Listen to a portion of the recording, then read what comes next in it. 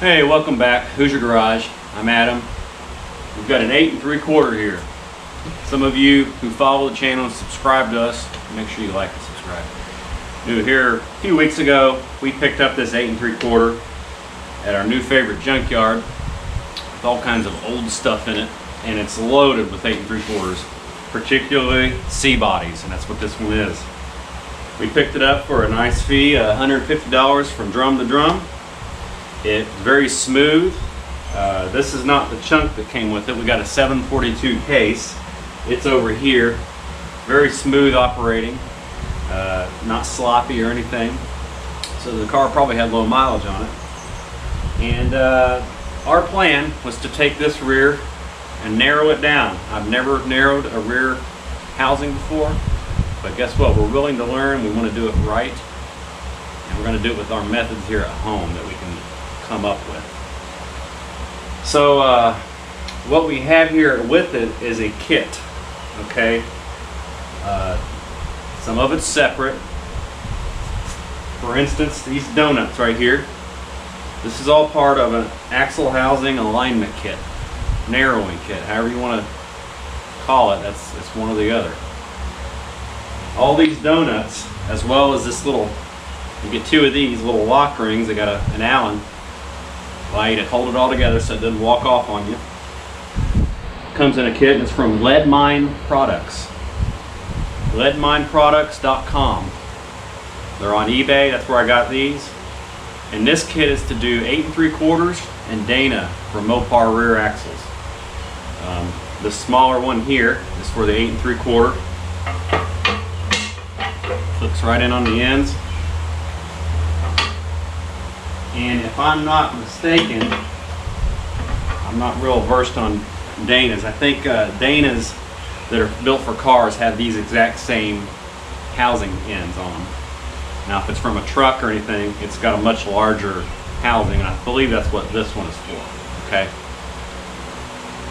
So either way, if you do a car Dana or an 8 3/4, you're going to use this side right here.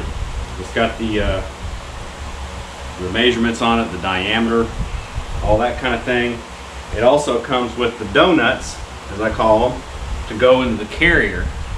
Now this is allowed for further alignment so that you don't have a screwed up rear housing and then you end up eating your bearings. That's the main purpose of this whole endeavor, is to get a nice straight housing and to keep from chewing up all your bearings. Okay, because if this end is way down here, it's going to put premature wear on one side of that axle where your bearing is, and it's going to eat it up, and you're going to be changing bearings all the time, and you might even get a little bit of vibration going down the road. You don't want that. You don't want binding, all that kind of thing. So these, I have a 741 case I got here at the junkyard. I stripped it out other than the pinion's still in it, but it's a good dummy carrier to put our donuts in. And these here, I believe, are for the Dana axle because they're a larger diameter on the carrier bearing. So I'm using the ones for the 8 3/4 here.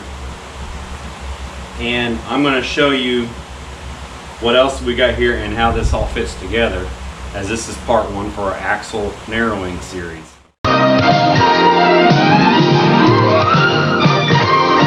All these donuts came together in a kit, and they basically did it that way because they're trying to save you some money by sourcing your own bar here. Now this bar, if I'm not mistaken, is a 1018 steel cold roll bar. Okay, so there's no real flex in it, anything like that. And I got 1 1/4 inches. That's the diameter on it because that's what will fit these. So we ordered 1 1/4 inch bar from Midwest Metals. Okay, I couldn't get anything local. Nobody would sell to me locally or return my calls. So when you try to do local business and they don't want to reciprocate, then we're going to have to go the next step out, and that was Midwest Metals. So thankful that they was able to provide us this. You can get however long you want. I got 60 inches. If you're dealing with rear ends longer than this, like for our Dodge van, you'll probably want a 72-inch bar, and usually do them by the feet because it's much cheaper and easier for them to deal with that and then ship it to you. So this bar here came the other day. It was packaged nicely so it didn't get nicked up or anything. And You want to keep it clean, keep it bare. I just put some WD on it as we're using it. I'll kind of explain the tightness there that we have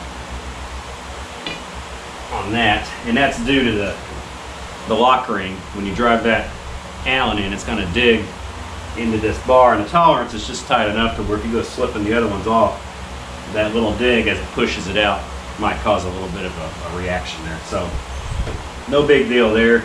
I'll show you how this works, and you basically have 4 points of reference here, for lack of better words, for our alignment. Now this is a stock factory Chrysler rear. Again, it came from a C-body, which for instance it was like a 66 Dodge Monaco. Okay, so pretty much a luxury car.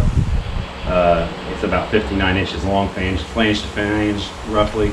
It'll eventually need to be brought down, these ends, to about 52 and a half, I believe. We'll get, our numbers as we get down to it, what we exactly need for that. But I'm going to demonstrate how this all works. And a lot of these rears, they're like a sheet metal rear. So a lot of times from the factory, they're even a little bit bent.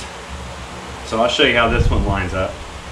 And right now I don't have this like latched down or anything, it's kind of floating there. When we put our carrier on, since it's got a little bit of an offset, and you put it on the correct way, this would be the bottom. And of course, the long end here where my right hand is, that's the bottom as well, so that's what's going to line up. Now, we can go ahead and slip this down onto the studs. Nice and flush. And I just kind of like to bring the snout back this way. It'll even the balance on it. But if you have a better way, please do that. It's safer. Next, what we want to do, I have this one already slipped on here. Like I said, you have a little bit of the drag here from our lock ring. So I'm just going to leave it on there. It moves around. It doesn't wobble. So it's a good tolerance there. We want to take this bar, and I'm going to put some WD-40 on it to help slide it through easier. We really only need it down here at the ends and then towards the middle where it'll be here. I had to file a little chamfer on the edge because it had a little bit of a burr, so I had to deburr it a little bit. And what you want to do, you just slide it in carefully, almost like you're sliding in an axle. Once you get to the first donut here, you're going to have to kind of wiggle around and find center. It takes a second.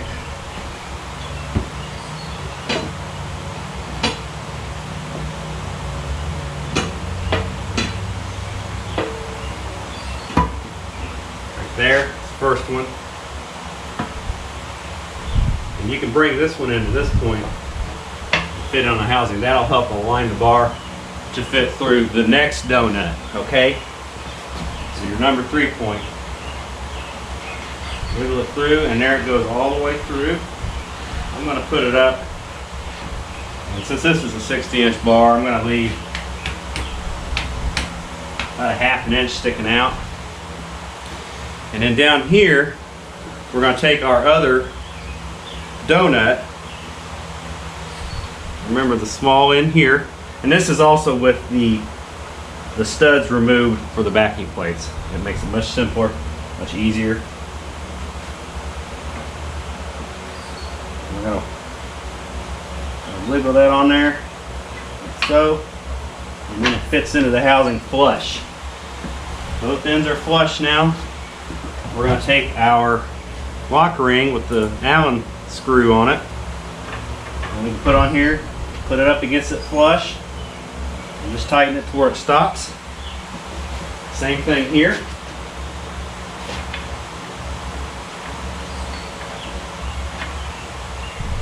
Make sure it's out all the way. It'll help. Same thing. Just like that. Okay? Now, what you have here, that bar slid in. It's not catching. It didn't have trouble sliding. Our cap ends here. It went through here fine. And we locked it down. So it's flush, everything's kind of pinned together. You have 1, 2, 3, 4 points of alignment here.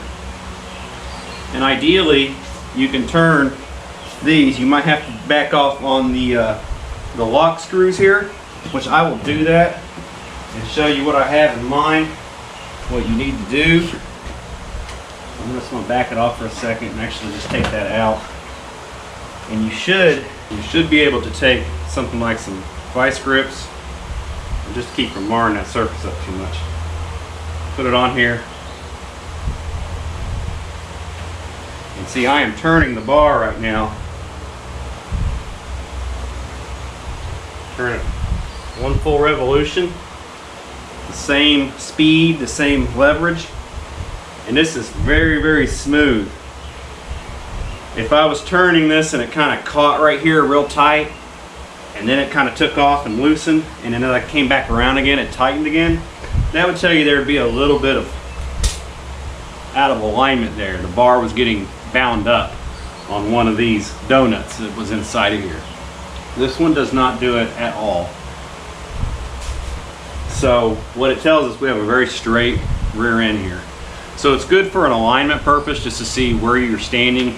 If you find a housing out somewhere and you're just trying to see how straight it is, you know, you get it home, it'd be easier than if you take all this stuff out in the field somewhere. But if you take it home and you line all this up, it tells us we're in good shape for starters. So we don't have to go heat anything up and try to bend it back into place.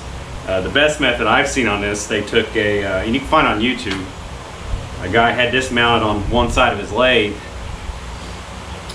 and the other end, the run out, was doing this. So basically this wasn't spinning square on a center line. It was actually on a wobble. It was very badly bent. It was like a 4 9-inch. Similar rear. And there was a man down here, he was heating it, and as he had it spinning, the heat was applying very evenly all the way around. And there was another fellow down here, and he had the little crank screw, and he was taking a cone-shaped fitting that was drawing in to this as it was spinning. And as this was heating up, it was softening everything. The cone just came in and brought it back to center, and he kind of put it in there tight, and it spun with it. And then they let it cool as it spun, and it completely straightened out that rear. Some people use more of a torture device situation. They put chains on it. They use bottle jacks. That's fine too. The man that did our rear axle rebuild on our 8 1/4, he says what he likes to do is cut a little notch where it's bent, and then he'll heat it up or bump it a little bit, and then he'll weld that back. So there's a few different ways to pretty much skin a cat there on that one. So this is the rear that we will use. It'll go into 72 Duster, and that way we can narrow our own rear axle. If we get more, we can do it in the future as well. I look forward to it. It looks like it's a very fun kind of project, especially if you take care and doing what you need to do, using these donuts properly, cutting it properly, using your heat properly so as not to warp. The next thing I think that we'll have to do, now that we have these tools at our aid, we'll have to cut these perches off, both sides, because they're going to be in the incorrect point for our duster. The duster needs to be, and pretty much any A-body needs to be 43 inches from the center of this to the center of this. It's much too wide right now, so these are going to get cut off.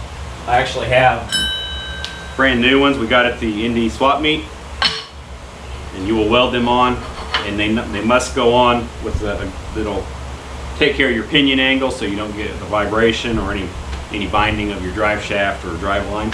So we'll have to take care of that as well. That's another thing to do. And then probably, since the ends start here, this is where they was originally welded at these flare points right here. I might come back and cut it all the way around once this is gone, and then we'll have to cut out the next section and bring them in and then weld them back flush. And then you have to use this alignment tool while you're welding it back together to keep it taut and keep everything in alignment. And you want to use your heat, like I said earlier. When you weld, you want to be very conservative, you want to bounce around. We'll get into that in the future, but this bar has a couple different uses. So this being one of them, just to find your alignment, and also the alignment of when you shorten or narrow the rear end. So wish us luck on that. If you got any comments, leave them down below. And any of your experiences or any of your opinions, love to hear them. Like I said, on cutting this, I'm going to have to work on I have an idea to cut this very evenly with our grinder. And you might say, oh, grinder, that sounds pretty redneck or kind of hacky, but I actually have a system I'm kind of drawing up to make a nice, clean, square, flush cut. And I'll show you that hopefully on the next part of the series of narrowing our 8 3/4 rear end. Please, once you join us, like, subscribe, and comment. Many thanks. Thanks for coming to the Hoosier Garage.